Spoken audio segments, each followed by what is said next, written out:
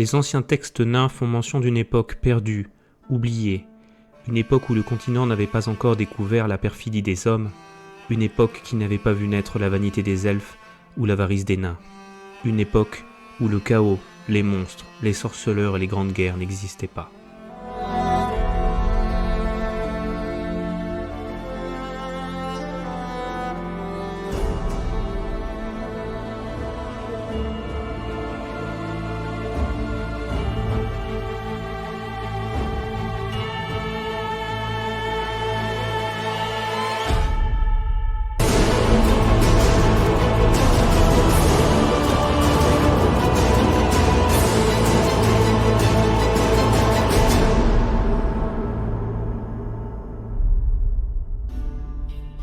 À l'aube des temps, le continent était recouvert d'épaisses et sauvages forêts.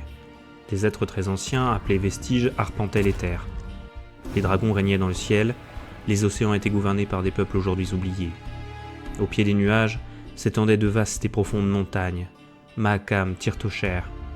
Leurs entrailles, parcourues de belles et grandes salles, étaient habitées par l'un des peuples les plus anciens et les plus habiles, les gnomes. Ces êtres de petite taille, au nez élancé et aux oreilles pointues, possédaient de nombreux talents.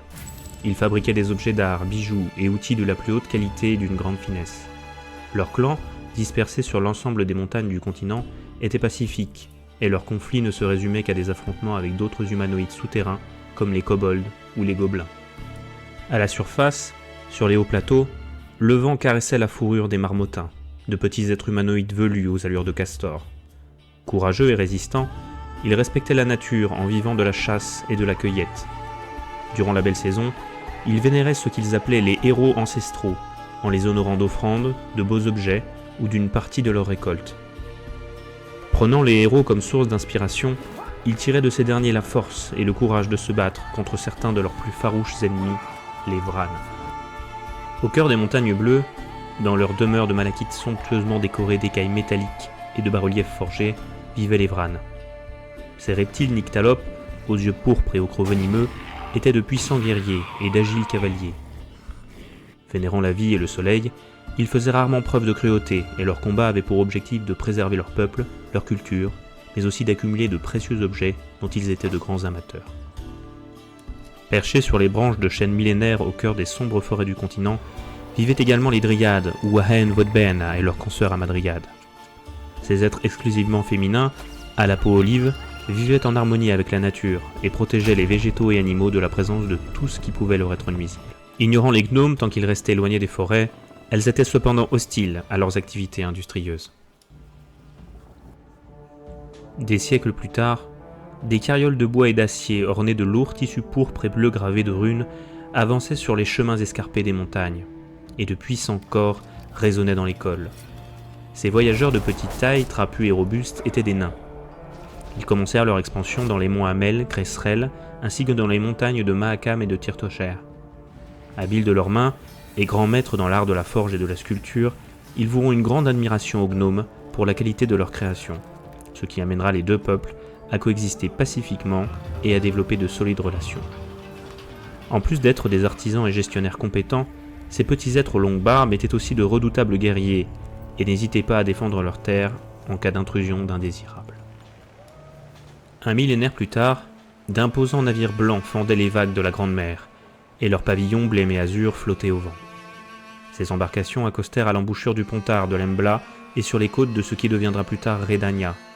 Ils transportaient à leur bord des familles entières d'un peuple jusqu'alors inconnu sur le continent, les elfes ou Hainseid. Ils avaient les traits fins, des oreilles pointues, et étaient parés de riches tissus et d'étoffes colorées. Au fil des siècles, les elfes s'installèrent sur l'ensemble du continent et donnèrent naissance à une civilisation ingénieuse et délicate.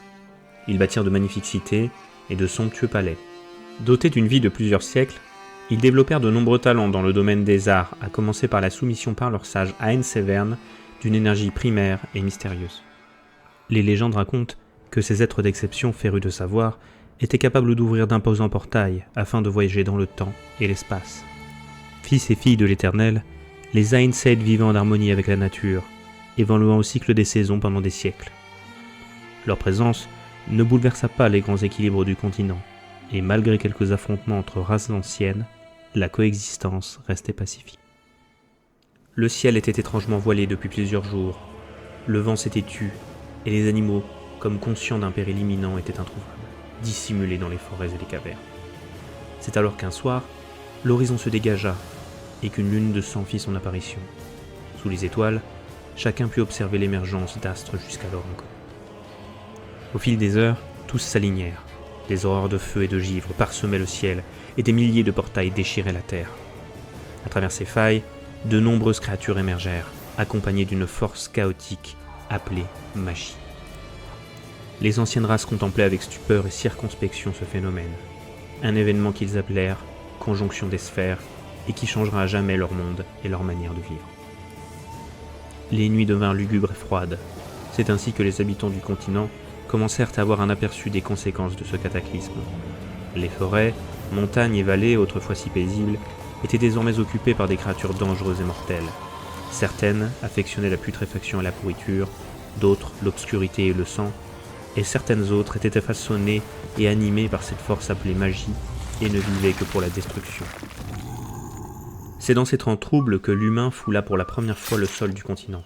Deux peuplades primitives, surnommées Daok et Vosgor, arpentaient désormais toutes les régions septentrionales, s'étendant de la vallée de Nimnar en passant par le golfe de Praxéda jusqu'à l'extrême nord et les monts Dragons. Ces nouveaux arrivants, à l'allure bestiale et aux barbes hirsutes, portaient fourrures, peaux d'animaux et vivaient de chasse et de cueillette. Leur société tribale violente fit rapidement couler le sang des plus faibles, et leurs relations avec les races anciennes, bien que rares, menèrent à des confrontations sanglantes en l'honneur de cultes obscurs. La dureté de leur vie et l'omniprésence de la mort poussa les tribus à se tourner vers des religions violentes, ou des divinités obscures comme Koram Actera, le culte de l'araignée à tête de lion, ou encore Lilith, adepte de sacrifices sanglants et de puissantes malédictions. Ces peuplades, autrefois nomades, adoptèrent au fil des siècles un mode de vie sédentaire et rustique.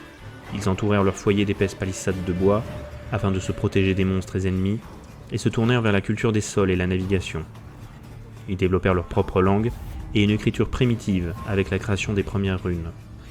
Proches de la terre, ils se tournèrent progressivement vers certaines divinités plus pacifiques, comme Veiopatis ou Méliter, déesse des moissons et de la fertilité, protectrice des cultivateurs et patronne de l'amour et du mariage.